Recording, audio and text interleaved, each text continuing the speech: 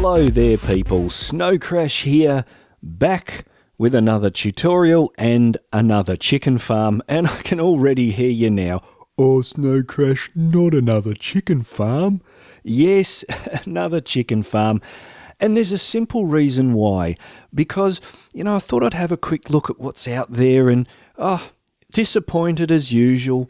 You get on there and you see the ultimate chicken farm, the best chicken farm, chickens are us. And one of the most frustrating things you got to do is seed up the farm and you're smashing eggs and smashing eggs. I'm not a goddamn chef. I've smashed enough eggs in my time. Oh, but Snocrash, you got to break an egg to make an omelette. Well, no, you don't. You just need to do some proper redstone. And lastly, one of the reasons why I'm doing this is because I don't actually have a chicken farm tutorial on my channel. The chicken farm is one of the most essential farms for your survival world. You get in there, one of the first things you're going to need is food. So what you do is you poke your little nose out of the portal and scamper off into the nether, grab a little bit of quartz and quickly run back to the overworld, and you can build yourself some comparators and this farm. Okay, so let's talk about this farm. Why is it so good? Well, it gives you the basics. It's going to give you eggs, raw chicken, cooked chicken, and chicken drumsticks. And here's the awesome thing about this farm. You're going to build it. You're going to put one chicken in it, and then you just walk away.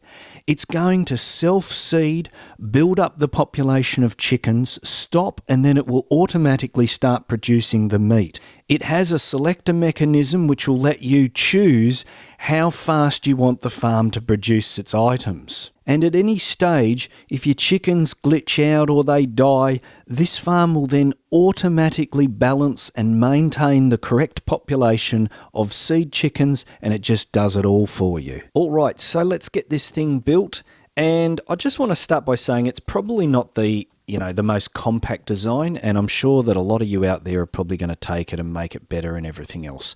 So let's get started, get a chest down there, put two hoppers facing in like that. Next, what I want you to do is get a half slab and just pop it on top like that. Now, if you want to increase efficiency, you can swap out this half slab for a daylight sensor. Just make sure the daylight sensor's turned off, otherwise it's going to lock this hopper here and you won't be able to collect any items. This will improve the efficiency, but if you want like hardcore lossless, I will link in the description and on the screen right now through to Azuma Void's tutorial where he uses a pulsing lava system which is apparently virtually lossless. Switch to your dispenser and put that facing into the half slab like this. Come up and put a hopper facing directly downwards into that dispenser. Next, what we're going to do is just get a temporary block and just put two of them out like that.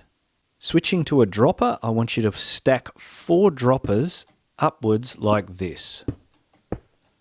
Then at the top, the 5th dropper will face outwards towards the front of the farm like that. Now you're going to switch to a hopper, come down here and just put 2 hoppers facing inwards to that dropper like that. Now just get your solid block, and what I want to do is put a little ring around this hopper like that. And here comes a fun bit. Switch to rails and put a rail down on your hopper like that, and then put a minecart with hopper on top of the rail. I've just switched to a slightly different coloured block here, and what we're going to do is put that block on top of the minecart with hopper like that. That's just so you can see this iron weighted pressure plate which you'll need to put on there. Now switching to another building block, what I'm going to do here, I'm just going to use glass. It doesn't have to be glass, and I'm just going to put a little ring around the top of this pressure plate here like that. Then I'm just going to come over here and switch to a dispenser and put that just on the front facing that way. Once again, I'm just going to bring up a coverage of glass around like that so it's too high. Okay, well we've almost got the main structure out of the way, so it's not that hard, and now what we're going to do is get into some of the redstone. Okay, so just come all the way down to the bottom here like this. And I just want you to basically put a little 3x3 platform just like this behind that hopper there. Now I'm going to switch to a comparator and put that on the back of that dispenser there. A repeater facing outwards, 1 tick, and another comparator just here. Put a solid block in front of that and then just dust it up like this. Okay, now you're just going to put another 3x3 here like this and do the same thing, except we're going to put the repeater on 2 ticks like that, another comparator, solid block into there, and dust it up. Now we're just going to make our torch tower so that our eggs get up to the top, and you'll just do this by alternating a torch and then a block like that, and just here smash the glass out, put a torch on the side like that. Alright, now I want you to come all the way around to the other side of the farm, and what we're going to do is put our selector on the front like this. That will let us choose how many chickens the farm will breed up in that little cell there. Now we've put a comparator facing that way, and just for the moment I'm going to get rid of those blocks because I need a comparator facing outwards on subtract mode. Put that back like that, facing into a solid block like that with a torch on the side, and then just coming down, block there, get rid of that one, put some dust on there, and we're just going to staircase down like this. Get rid of that block, and there we have it. Okay, now you're just going to need to come around here and just cut that redstone there like that, because it's only going to need to be pointing into that hopper. Okay, well, we're almost done here. Looking a bit ugly. We'll tidy it up a little here. Bring out some blocks like this. Another one under there, another one under there, and put a block here like that. And I just want a repeater just on 1 tick facing into that block there. Just come up here, put a block here and a block there. Button there, button there. Now we're going to need a dispenser facing that direction, come around the other side, and I need another dispenser facing in that way. Grab some glass, put glass in like that. Okay, just come over and cover this up with a solid block like that. And I want you to get a lever and just put it on there.